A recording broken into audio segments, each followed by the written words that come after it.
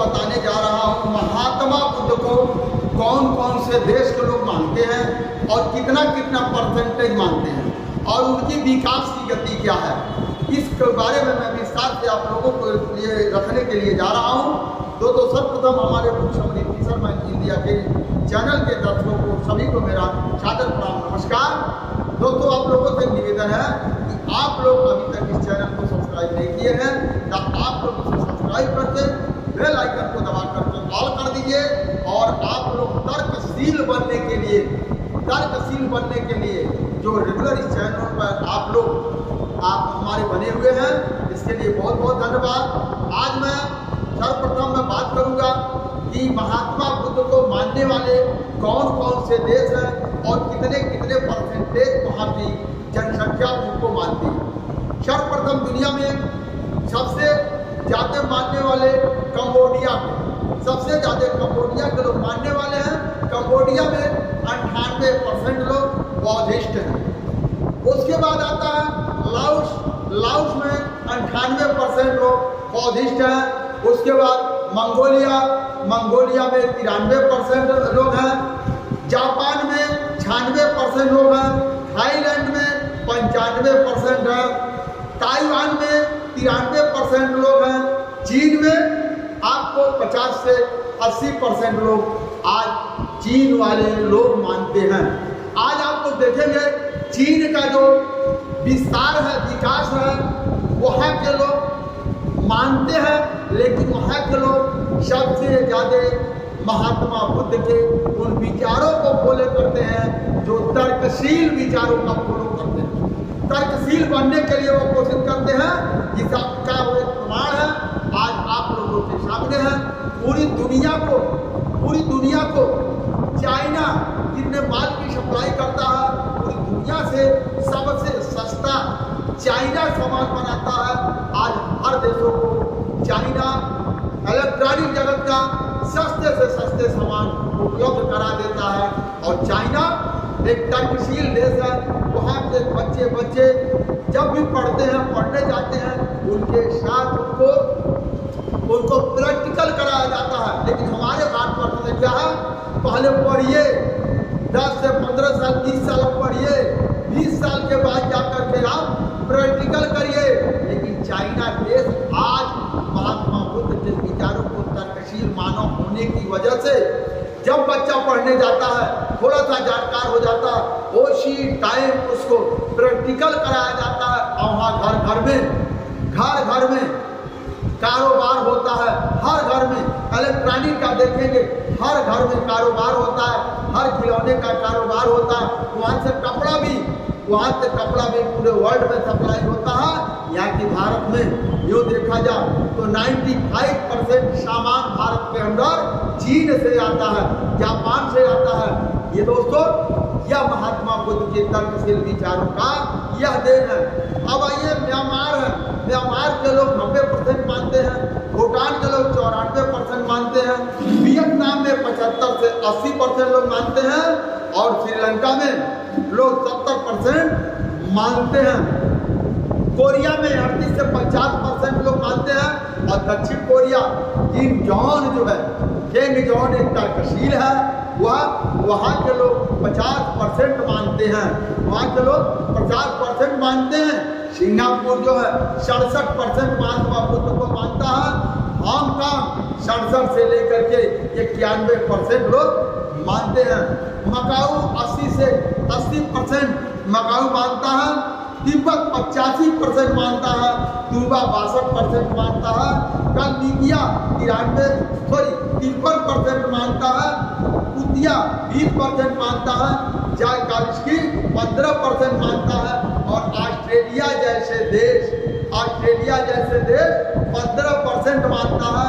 लेकिन दुर्भाग्य की बात हमारा ये है, सबसे दुर्भाग्य की बात कहा जा देश के लिए, हमारे भारतवर्ष के लिए दुर्भाग्य की बात तो ये कहा जा, जितने देशों का मैंने नाम लिया वहाँ की करेंसी आज बढ़ी है, वहाँ के लोग आज विकास की गति पर है।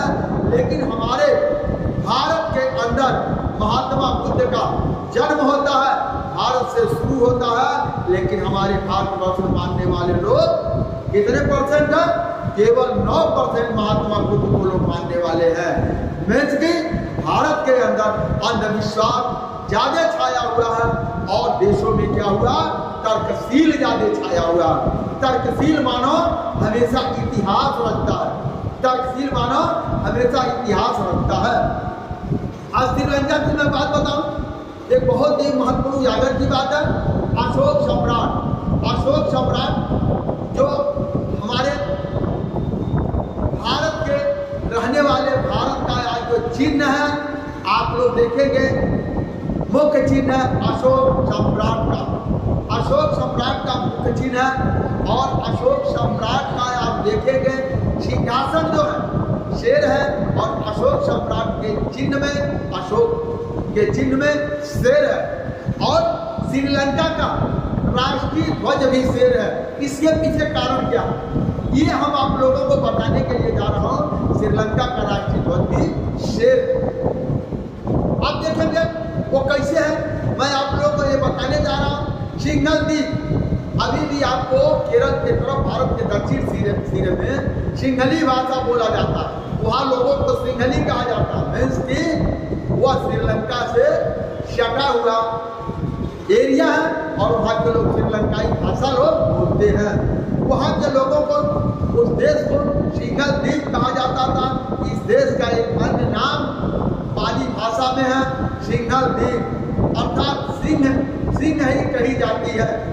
यह भी विचारने के बाद है सम्राट अशोक। सम्राट अशोक का मुख्य चिन्ह भी सिंह है। सम्राट अशोक का मुख्य चिन्ह भी सिंह है।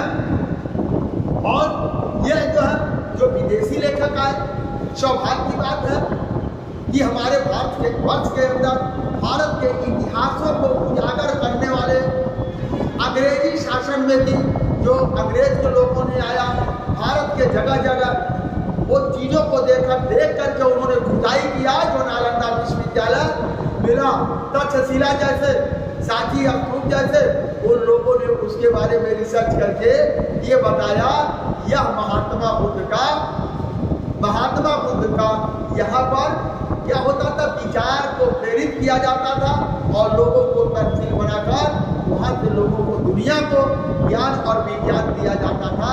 ऐसा जो विदेशी लेखकों का धन्यवाद है जिन लोगों ने हमारे भारतवर्ष के और पुराने इतिहासों को उन्होंने खोज करके लिखा। जो आपको श्रीलंका का भी शिलालेखों में, श्रीलंका के इतिहासों में मिलता है कि वहाँ का राजा कौन था, देवनापी। वहाँ का राजा कौन था, देवनापी। जो कि देवनापी हमारे भारतवर्ष के राजा, इसको यूं कहा जाए, अशोक सम्राट का नाम देवनापी था। उन्होंने कलिंग की लड़ाई के बाद जब उन्होंने बौद्ध धर्म को अपनाया तब उसके बाद उनका नाम अशोक सम्राट पड़ा। वो भी उनके जीते जी नहीं पड़ा, बाद के कुछ चंद चालाकों के द्वारा नामों को बदला गया है। दोस्तों, नाम को बदलने का मतलब ये होता है इतिहासों को मिटा देना। नाम को, मात्र नाम बदलने से ही इतिहास मिट जाता है, मात्र नाम बदलने से इतिहास मिट जाता है। और इसका साक्ष्य मैं आप लोगों को आने वाला कल में ये आपको मैं प्रस्तुत करूंगा। इस देश का असली नाम उनके शिलालेखों में मिलता है। जो श्रीलंका का असली नाम उनके शिलालेखों में मिलता है, जो कि यह जो है किसका देश था, देवनापी। वहाँ का राजा देवनापी हुआ करते थे। संस्कृत भाषा उसे बोलने वाले तब पानी कहा जाता था। बहुत पहले कई जो विदेशी हमारे यहाँ भारत में हेमताब, जैसे अल्बरोनी, ऐसे जो लोगों ने आया उसको तम्र पानी भी कहा।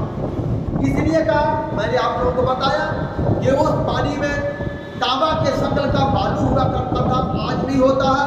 और जो कि आप देखें तो नदियाँ कहाँ से आ रही है, आज भी बिहार में आप लोग देखेंगे तांबे कलर का मोरंग निकलता है, जो हमारे उत्तर प्रदेश में ज़्यादातर सप्लाई होता है और आता भी है। जो है सोलिनक्स की भी कहना है, भारत और ताम्रवेल को उनका बीच वाला क्षेत्र को, उनके बीच वाले क्षेत्र को जो है श्रीलंका कहा जाता है। श्रीलंका का पहले मैंने बताया हूँ, ये चीज़ आप लोगों के सामने है। सिग्नल द्वीप दरिया, वो लोग सिग्नल द्वीप जो है उस पार है, जो उस पार एक समुद्र है, समुद्र के उस पार जो श्रीलंका है, तो सिग्नल द्वीप दरिया है, और उस पार हमारा आर्यभट्ट देश अफगानिस्तान, जो यहाँ पर हमारा भारत है। और भारत जो है एक बहुत ही दुनिया का खूबसूरत देश है, जहाँ से बुद्धिज्म पूरी दुनिया में जाता है। और जैसे मैंने बताया, इतनी जगह पर महात्मा बुद्ध को मारा जाता है। तो दोस्तों, आज का मेरा वीडियो यहीं तक समाप्त होता है। जय हिंद, जय भारत।